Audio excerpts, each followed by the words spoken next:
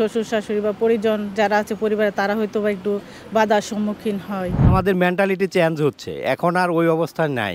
একটা সন্তানকে মানুষ করতে গেলে বা ফ্যামিলিতে যে কোনো কাজ করতে গেলে কিন্তু স্বামী সাপোর্ট লাগে। এই জগতে যা কিছু কল্যাণকর তার অর্ধেক করিয়াছে নারী, অর্ধেক করিয়াছে নর। ঘরের কাজ শুধুই কি নারীদের, এই বিষয়ের উপরে আপনারা কথা বলবেন। ঘরের কাজ মানে স্বামী স্ত্রী বা সন্তান সবাইকে নিয়ে মিলেমিশে কাজ করার মধ্যে খুব আনন্দ থাকে, সেটা আমার কাছে খুবই ভালো লাগে।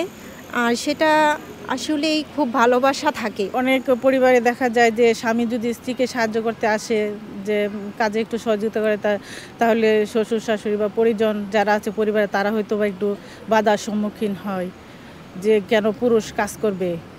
পুরুষ আর মেয়েদের তো পাশাপাশি থাকাই ভালো, কারণ স্বামী স্ত্রী যদি একে অপরকে সহযোগিতা না করে তাহলে তো সংসারে তেমন শান্তি শৃঙ্খলা বজায় থাকে না। আসলে এটা সবাই মেনে নেয় না যে হাজব্যান্ড স্ত্রীকে হেল্প করবে সব কিছুতেই। একটা সন্তানকে মানুষ করতে গেলে বা ফ্যামিলিতে যে কোনো কাজ করতে গেলে কিন্তু স্বামী সাপোর্ট লাগে। আমাদের মেন্টালিটি চেঞ্জ হচ্ছে, এখন আর ওই অবস্থা নাই। এখন মনে করেন অফিস করে এসে স্বামী বা পুরুষরা আর কি গৃহস্থালির কাজেও সহযোগিতা করতেছেন, এখন করেন। এটা পরিবর্তন হচ্ছে, তবে পরিবর্তন হওয়া দরকার। আমাদের যে একটা ইগো যে গৃহস্থালির কাজে পুরুষ সহযোগিতা করলে জিনিসটা কেমন হয়ে যায়, মানে ভালো দৃষ্টিতে দেখবে না, কেউ দেখলে বা জানলে জিনিসটাকে খারাপ মনে করবে, এগুলা চেঞ্জ হচ্ছে। ইনশাল্লাহ এই অবস্থা থাকবে না, আরও সামনে হবে।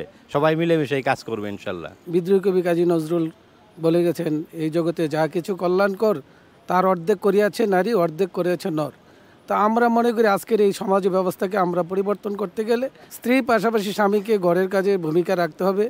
কারণ ঘরের কাজে ভূমিকা রাখার মধ্যে দিয়ে একটা পরিবারের দাম্পত্য জীবনে সুখ শান্তি চলে আসে। ছেলে মেয়েদের মধ্যে একটা প্রশান্তি আসবে যে বাবা মা মিলেমিশে আমাদের কাজ করছে, তাই তারা এখান থেকেও শিখবে।